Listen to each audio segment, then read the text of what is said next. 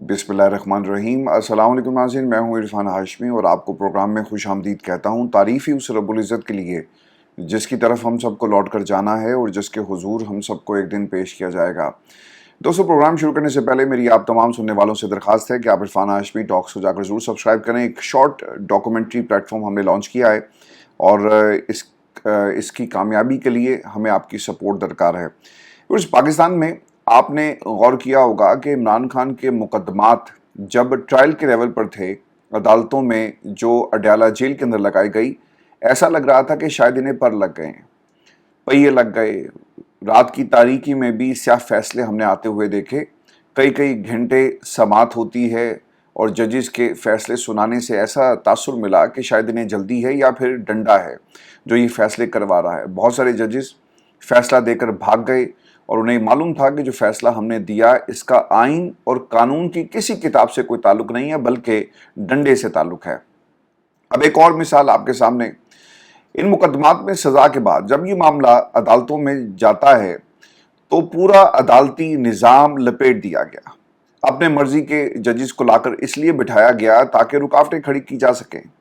अब इस रुकावटों का ये जो अमल शुरू किया गया 26वीं तरमीम के बाद, आपने एक चीज़ गौर की होगी कि पाकिस्तान में इस्लामाबाद हाई कोर्ट के अंदर समाअत अपीलों की मुकर्रर नहीं की जा रही। क्यों नहीं की जा रही? इसकी सिर्फ एक ही वजह है। जज चाहे जैसा भी हो, वो ये समझता ज़रूर है कि जो फैसला मुझसे बार बार डिमांड किया जा रहा है, मुझे आइन और कानून को रोंद कर देना पड़ेगा।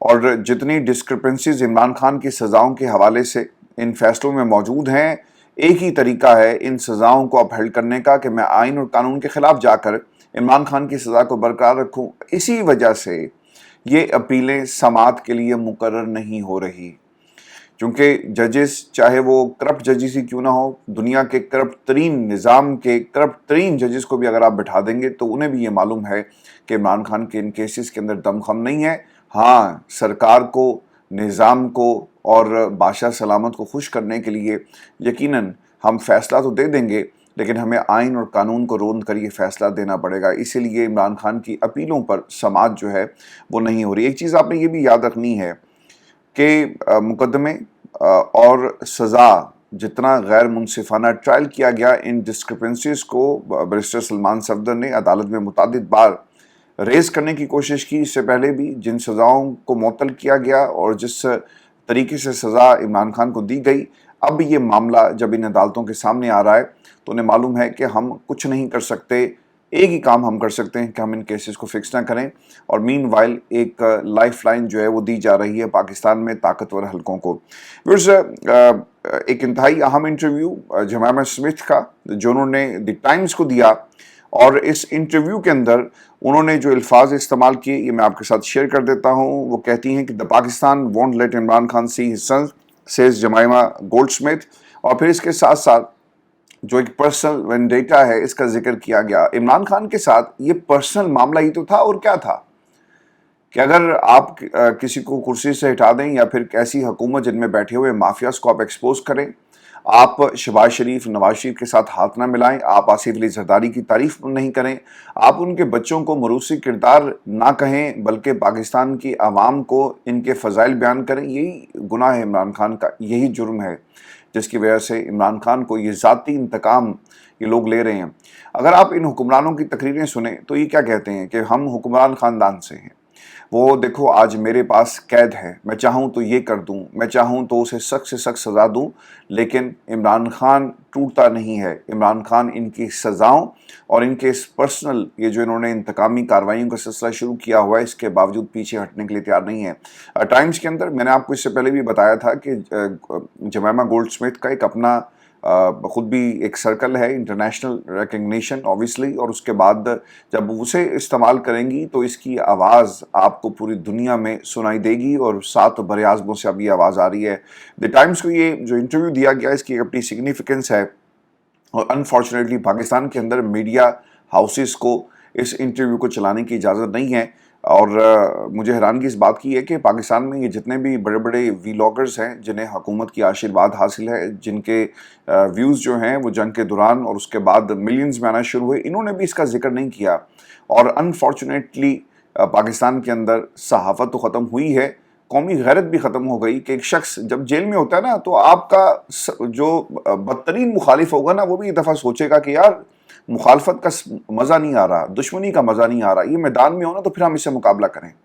لیکن آپ کیونکہ پاکستان کی عوام کی عدالت میں اس کا مقابلہ نہیں کر سکتے، اسی لیے آپ ہر اس خبر کو، ہر اس خبر لانے والے کو آپ بند کریں گے جو عمران خان کی بات کرتا ہے۔ ویورز، پاکستان میں اب یہ تحریک جو پاکستان تحریک انصاف کی قیادت نے جس کا آغاز 11 محرم کے بعد کرنا تھا، وہ تو خیر مکمل طور پر ایبسنشیا میں آپ کو لوگ نظر آئیں گے، لیکن پارٹی ورکرز نے کنٹرول سنبھالا۔ کسی دوست نے کہا ہوا تھا کہ یہ پوری قوم جو ہے یہ اس قابل ہی نہیں کہ عمران خان جیسا لیڈر ان کو ملتا، اور عمران خان اپنی آزادی کو اس قوم کے لیے قربان کر رہا ہے، اور پھر کون سی قوم جاگ گئی، کون سا کنٹرول، یہ ان کے الفاظ۔ تو میں ایک چیز آپ کو دوستوں کو سمجھا دوں کہ جب ہم یہ کہتے ہیں نا کہ عوام نے کنٹرول سنبھال لیا، ورکر نے کنٹرول سنبھال لیا، تو اس سے مراد ہماری وہ ورکر ہے جو عمران خان کا نظریاتی ساتھی ہے، جو عمران خان کے نظریات سے کھڑا ہے، جو عمران خان پر اس نے سب کچھ قربان کر کے میدان میں آ کر عمران خان کا جھنڈا پکڑا۔ یہ وہ لوگ نہیں ہیں جنہیں کرسیوں کی لالچ ہو، یہ وہ لوگ نہیں ہیں جنہیں سینیٹر بننا ہے، یہ وہ لوگ نہیں ہیں جنہیں پارٹی کے اندر کوئی عہدہ چاہیے، صرف اور صرف پاکستان کی خاطر، عمران خان کی خاطر میدان میں موجود ہیں۔ ویورز، ان دوست کا یہ بھی خیال تھا کہ بہت جلدی پوری قیادت جو ہے وہ شامل ہوگی۔ 2 برس ہو گئے، قیادت کو تحریک جو ہے وہ چلانا چاہیے تھا لیکن وہ چلا نہیں سکے۔ آج یہ تحریک جو عمران خان کی رہائی کی تحریک تھی، اب یہ صرف ملاقات کی تحریک میں کنورٹ ہو چکی ہے۔ اڈیالہ جیل میں آج عمران خان کی ملاقات ہو رہی ہے۔ بیرسٹر گوہر، سلمان اکرم راجہ، علی بخاری، نیاز اللہ نیازی، ظہیر عباس، ہارون نواز اور عمران خان سے یہ تمام لوگ جو ہیں ملاقات کریں گے۔ اچھا، میں نا جو کچھ ہوا ہے پچھلے کوئی 8-10 گھنٹوں میں، یہ اور پھر عمران خان سے ملاقات کے دوران کیا کیا طے پایا جا سکتا ہے اور کیا ملاقات کروائی جائے گی، ان تمام سوالوں کا جواب میں آپ کے سامنے رکھتا ہوں۔ لیکن میں نا سلمان اکرم راجہ کی ایک گفتگو سن رہا تھا جسے رپورٹ بھی کیا گیا۔ انہوں نے کہا کہ میرے پاس لوکیشن پن نہیں تھی، میں نے منگوائی اور پھر میں پوچھتا پچھاتا وہاں پہ پہنچتا ہوں۔ تو یہ پاکستان تحریک انصاف، یہ کوئی ولیمے کی سیریمنی تھی، یہ کیا تھا؟ یہ کوئی ولیمہ تھا کسی کا، کوئی آپ کی پرائیویٹ پارٹی تھی جہاں پہ دوستوں کو انوائٹ کیا گیا ہو؟ یہ پاکستان تحریک انصاف کی قیادت تھی؟ یہ وہ قیادت ہے جسے عمران خان نے عزت دی؟ یہ وہ قیادت ہے جسے عمران خان بھروسہ کر کے پارٹی کی قیادت ان کے حوالے کرتے ہیں، جس نے عمران خان کو دھوکہ دیا اور آج یہ پوائنٹ سکورنگ ایک دوسرے کے خلاف بیانات دے کر رہے ہیں؟ اگر پارٹی کے جنرل سیکریٹری کو یہ اجازت نہیں تھی کہ اس میں شامل ہو اور کوئی دعوت نامہ، سرکار ایک لائعمل ہوتا ہے، مل بیٹھ کر پریس کانفرنسز کیوں نہیں کی جاتی؟ میں نے بہت پہلے آپ تمام دوستوں سے درخواست کی تھی، تحریک انصاف والوں کو کہا کہ بیٹھا کریں، ہفتے میں ایک دفعہ پوری قیادت مل کر پریس کانفرنس کریں۔ یہ آپ جیسے لوگوں کے لیے کوئی اتنا مشکل نہیں ہے، لیکن آپ کے آپس کے اختلافات اتنے بڑے ہو گئے کہ عمران خان کا جو مقصد تھا آپ اسے چھوٹا بنانے میں لگے ہوئے ہیں۔ اگر سلمان اکرم راجہ جیسا بندہ وہ کہتا ہے کہ میں پن لوکیشن جو میرے پاس آئی میں پوچھتا ہوا اس جگہ پہ پہنچا، تو پھر پیچھے رہ کے جاتا ہے۔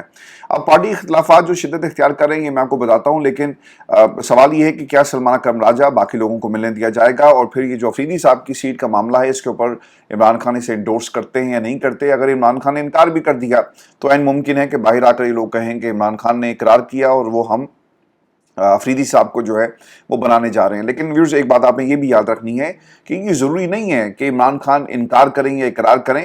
علیم ان گنڈا پور اور جن لوگوں نے افریدی صاحب کو سینیٹر بنوانا ہے، اگر وہ پاکستان تحریک انصاف کے لوگوں کے ساتھ مل کر کوئی ایسی حکمت عملی طے کر رہے ہیں جس میں سیکرٹ بیلٹ کو بھرپور طریقے سے استعمال کیا جائے گا، تو پھر ہاں اور نہ عمران خان کی معنی نہیں رکھتی۔ ہاں، پاکستان کی عوام کے لیے تو معنی رکھے گی، لیکن ان بونوں کے لیے کبھی بھی معنی نہیں رکھتی۔ میں آپ کو بھی خبر یہ دوں کہ اختلافات شدت کیسے اختیار کر گئے۔ علینا شگری ایک اینکر ہیں جی پاکستان میں، انہوں نے ایک ٹویٹ کی اور لکھا کہ سلمان اکرم راجہ کا دھماکہ خیز انکشاف، انہیں مرزا افریدی کے گھر پریس کانفرنس میں بلایا ہی نہیں گیا، انہوں نے خود پتہ معلوم کیا اور وہاں پہنچ گئے۔ انہوں نے فارم ہاؤس میں ہونے والی ملاقات میں شرکت سے انکار کیا اور 90 دن کے احتجاجی منصوبے کو یکسر مسترد کر دیا۔ میں تو خیر سلمان اکرم راجہ صاحب کا کوئی اتنا بڑا فین نہیں ہوں، جب یہ تحریک چلانے کی یا پھر اسٹریٹ جو ریزسٹنس ہے اس کی بات آتی ہے۔ اچھے وکیل ہیں، بڑے وکیل ہیں، لیکن ماضی کے اندر یہ کن لوگوں کی وکالت کرتے رہے یہ بھی ہمیں نہیں بھولنا چاہیے، اور ان کا ماضی اور جس طرح سے ان کے حالات رہے وہ ایک بہت بڑی دلیل ہے ان کے پازیٹیو کنڈکٹ کے حوالے سے۔ لیکن ویورز، سلمان اکرم راجہ صاحب یہ وہی دوست ہیں جو گاڑی میں بیٹھ کر لاہور میں تحریک چلا رہے تھے. تو ایسے لوگوں کو آپ کس طرح سے عمران خان کے بیانی کا وزن اٹھانے کی ذمہ داری دے سکتے ہیں؟ اب یہ خاندان کے لوگوں کا فیصلہ ہے، لیکن یہ فیصلہ ابھی تک جو ڈاٹ سے ڈاٹ آپ کنیکٹ کرتے جائیں، علی امین گنڈا پور سے لے کر بیرسٹر گوہر یا باقی تمام لوگ، انہوں نے پارٹی کو جس حد تک نقصان پہنچایا، اور یہ ایسا نقصان ہے جسے آپ ریورس نہیں کر سکتے، کیونکہ جب بھی پارٹی کو نقصان پہنچتا ہے نا تو اس کا سارا اثر عمران خان کی رہائی پر پڑتا ہے. اگر 26 نومبر یا اس سے پہلے ایک ریزسٹنس اور ایک بڑی تحریک جو عمران خان نے ان کو کہا کہ آپ شروع کریں، اور نتائج کے جب آپ قریب تھے تو علی امین گنڈا پور کچھ نہ کچھ غلط کر دیتے ہیں. جب بھی تحریک کا آغاز عمران خان کہتے ہیں کہ کرو، علی امین گنڈا پور کی انٹری ہوتی ہے اور وہ پورے منظرنامے کو ہائی جیک کرنے کی کوشش کرتے ہیں. سلمان اکرم راجہ کا جی اس کے اوپر ایک جوابی ٹویٹ بھی آیا، اور وہ یہ کہتے ہیں کہ میں آپ سے اس سے بہتر ٹویٹ کی توقع رکھتا تھا. میں نے جو کہا اور امید ہے کہ آپ اسے نشر بھی کریں، وہ یہ تھا کہ وزیر اعلیٰ علی امین گنڈا پور کی پریس کانفرنس کوئی ایسی تقریب نہیں تھی جس میں کسی کو خاص طور پر بلایا گیا. میں خود یکجہتی کے لیے اظہار کے لیے وہاں گیا. کسی تقریب کی حمایت کے لیے دعوت نامے کی ضرورت نہیں ہوتی. اچھا، اگر دعوت نامے کی ضرورت نہیں ہوتی اور آپ کہتے ہیں کہ اس آڈیو کا پھر ہم کیا کریں جس میں شیخ وقاص صاحب یہ کہہ رہے ہیں کہ یہ پارلیمانی کمیٹی کی میٹنگ تھی. پارلیمانی کمیٹی اور پارلیمانی لیڈرز تو وہاں پہ پہنچے نہیں. کون سی کمیٹی، کون سے لیڈرز جن کی آپ بات کر رہے ہیں؟ اور صرف ان لوگوں کو بلایا گیا. اور یہ جو 500 گاڑیوں میں لوگ بیٹھ کر آئے تھے، ان کا پاکستان تحریک انصاف کی پارلیمان سے کیا تعلق ہے؟ ماں سوائے اس کے کہ کچھ لوگ عہدیدار ہوں گے یا پھر کچھ ووٹرز ہوں گے یا پھر کچھ ورکرز ہوں گے. لیکن اس میٹنگ کے اندر جو ایک پیغام جا سکتا تھا حکومت پنجاب کو، پاکستان کے طاقتور حلقوں کو، آپ نے وہ موقع جو ہے وہ سرے سے گنوا دیا. سلمان اکرم راجہ نے انٹرویو میں کیا کہا یہ میں آپ کو بتا دیتا ہوں کہ فارم ہاؤس میں ہونے والے اجلاس میں بھی شامل نہیں تھا، میں نہیں گیا. پھر یہ اطلاع کہ اگلے دن ایک پریس کانفرنس کریں گے. اس پریس کانفرنس کے حوالے سے کسی کو کوئی دعوت نامہ نہیں بھیجا گیا. مجھے معلوم ہوا تو میں نے یہ مناسب سمجھا کہ ایک اکیلا شخص تو بیٹھ کے نہ پریس کانفرنس کرے، تو میں خود پوچھتا پچھاتا پہنچ گیا جہاں یہ پریس کانفرنس ہونی تھی، اور میں نے یہ کوشش بھی کی کہ اس پریس کانفرنس کی جگہ بدل دی جائے، لیکن نہیں ہو سکا. عمران خان اور پارٹی کا فیصلہ 5 اگست کا ہے. 90 دن کی بات علی امین نے ذاتی دانست میں کی، پارٹی کے کسی فیصلے سے اس کا کوئی تعلق نہیں. تحریک کیسے چلے گی یہ بات آپ کے سامنے آ جائے گی. کب چلے گی عمران خان نے اعلان کیا. اب یہ پاکستان تحریک انصاف کے ورکر پر منحصر ہے کہ وہ ان 2 نمبر قیادت کے ساتھ کیا سلوک کرتا ہے. ویورز، عالیہ حمزہ کی ٹویٹ کے حوالے سے انہوں نے کہا کہ یہ غیر ضروری تھا، لیکن اب وہ ماضی کا حصہ بن چکی. سلمان اکرم راجہ نے عالیہ حمزہ کے حوالے سے ایکس پر ٹویٹ میں ان پر تنقید کرتے ہوئے کہا کہ جس کسی کو علی امین صاحب کی پریس کانفرنس کا دعوت نامہ وصول نہ ہونے کا ملال ہے، وہ جان لے کہ دعوت نامہ تو کسی کو نہیں بھیجا گیا.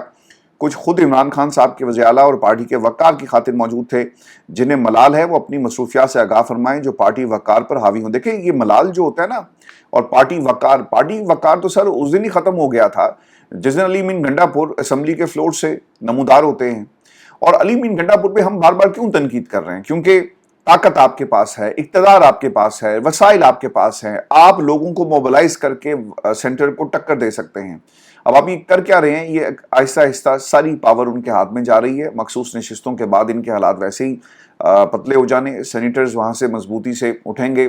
آپ کی جو قانون سازی ہے، یہ ترامیم آئین کے اندر وہ آسانی سے ہو سکیں گی، اور پھر اب تو تبدیلی کی ہوا جو ہے وہ کے پی میں آپ کو چلتی ہوئی نظر آئے گی. ویورز، دوسری چیز انہوں نے یہ بھی کہی کہ سینٹ کا ٹکٹ ہرگز مالدار کا زر خرید کھلونا نہیں، بیلوس کارکن کا حق ہے، ہمیشہ اس حق کے لیے لڑوں گا. پتہ نہیں جی یہ حق کے لیے کہاں لڑتے ہیں؟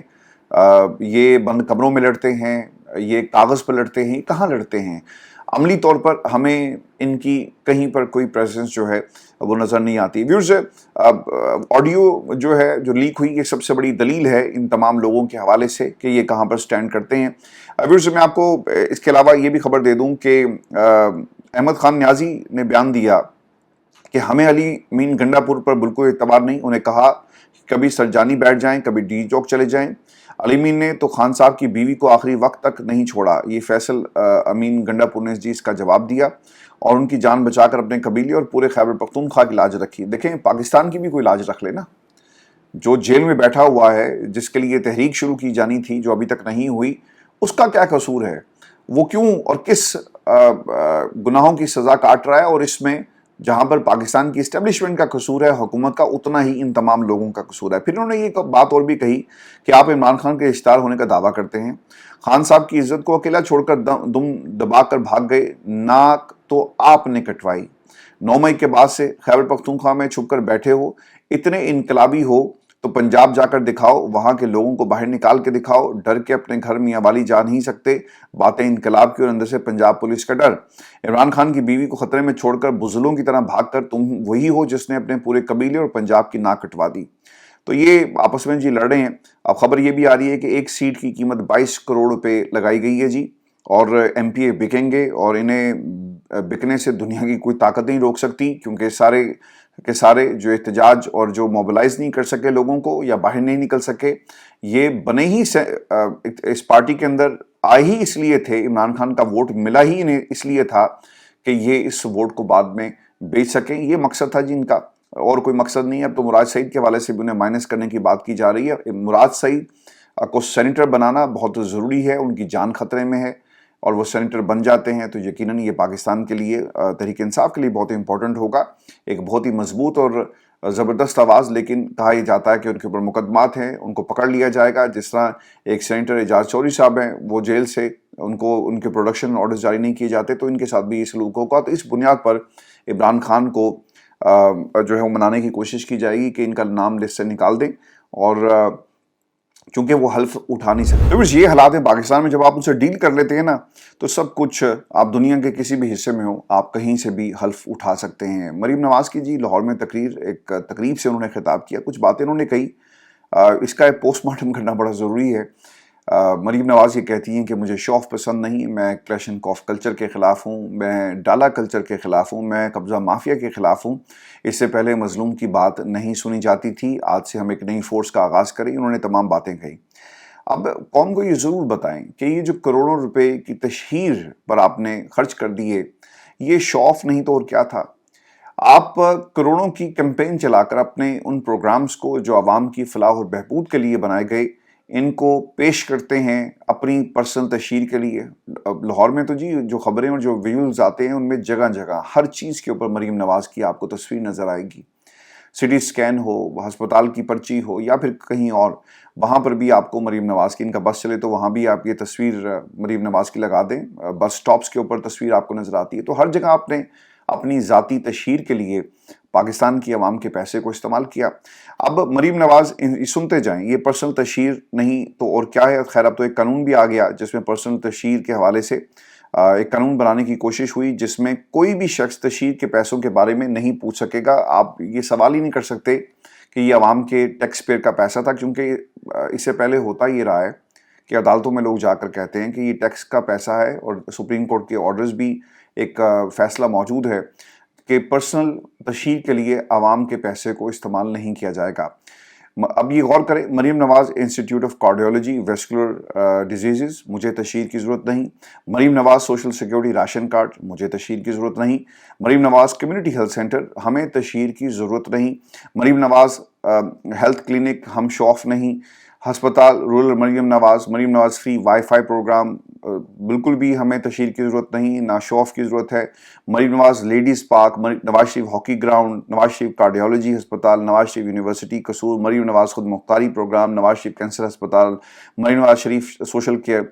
तो भाईजान पीछे रह की जाता है, और जिस पे आप कहते हैं कि हमें किसी किस्म की तशहीर की ज़रूरत नहीं, ना शौफ की ज़रूरत है। फिर आपने जिस अंदाज में अपने ख़ानदान के एक आने वाले कल के मरूसी किरदार के बारे में बात की, मैं इनको इनके नाम से पुकारने के बजाय इनको मरूसी किरदार इसलिए कहूँगा कि यही पाकिस्तान की अवाम इस्टेब्लिशमेंट जो हमें तोहफे दे रही है, वो तोहफों में एक और मरूसी किरदार का इजाफा हुआ है। तो जो कहानियाँ आपने हमें सुनाई उनकी, वो कौम देख रही है, और ये शो ऑफ नहीं तो और क्या है कि मेरे बेटे को रोका गया, उसने कहा वेल डन, आईजी साहब बहुत अच्छा काम कर रहे हैं। ये पर्सनल तशहीर नहीं तो और क्या है। फिर मरीम नवाज का मुख्तलिफ अस्पतालों का दौरा, एमएस फारिग करना, कैमरा साथ साथ चलता है। हम शो ऑफ नहीं करते, हम पर्सनल तशहीर नहीं करते। मरीम औरंगजेब का भेस बदल का पूरी कैमरा टीम के साथ मुख्तलिफ अस्पतालों का दौरा मरीम औरंगजेब भी करती रही। अच्छा, इंटरेस्टिंग बात यह है कि इनकी शादियों को आप उठाकर देखें ना, तो उस पर उस वक्त बहुत ज़्यादा बात हुई थी, और कहा यह गया कि इतना जो लाइमलाइट में आपको जो ब्राइड है जी, उस दिन दुल्हन वो होनी चाहिए, वो नहीं थी। جتنا جو فوکس ہے کیمروں کا، اخبارات کا، اور جو چرچے ہوئے وہ مریم نواز کے کپڑوں کے حوالے سے ہوئے. تو یہ لوگ جب پاکستان میں حادثاتی طور پر لوگوں کو حکومت مل جاتی ہے یا پھر انہیں ڈرائیونگ سیٹ پر بٹھا دیا جائے تو سر پھر اسی قسم کے حادثات ہوتے ہیں. تو یہ حکومت نہیں بلکہ ایک حادثہ ہے جو پاکستان کی عوام جس کی تکلیف جو ہے وہ برداشت کر رہی ہے. میں پھر آپ کو آخر میں ایک خبر یہ بھی دے دوں کہ ٹرمپ نے روس کو بڑی دھمکی دے دی ہے اور 50 روز میں امن معاہدہ اگر نہیں کیا تو روس پر اضافی 100% ٹیرف عائد کیا جائے گا. ٹرمپ نے یہ بات نیٹو کے سیکرٹری جنرل مارک روٹے سے اوول آفس میں ملاقات کے بعد میڈیا سے گفتگو کے دوران کہی، اور روسی صدر ولادیمیر پیوٹن سے خوش نہیں کیونکہ صدر پیوٹن کو یوکرین سے 2 ماہ قبل ہی امن معاہدہ کر لینا چاہیے تھا، لیکن روسی صدر نے ایسا نہیں کیا. یوکرین کو پیٹریاٹ میزائل سسٹم فراہم کریں گے تاکہ یوکرین روس کے خلاف جنگ میں اپنا دفاع کر سکے. ٹرمپ نے یوکرین کو پیٹریاٹ میزائل دفاعی سسٹم فراہم کرنے کا بھی اعلان کر دیا ہے. تو یہ ایک میجر ڈیولپمنٹ ہے انٹرنیشنل ویورز. یہ ہماری آج کی نشست تھی. اپنے کمنٹ ضرور بھیجیں. چینل کو سبسکرائب کرنا مت بھولیں. اجازت دیجیے. اللہ نے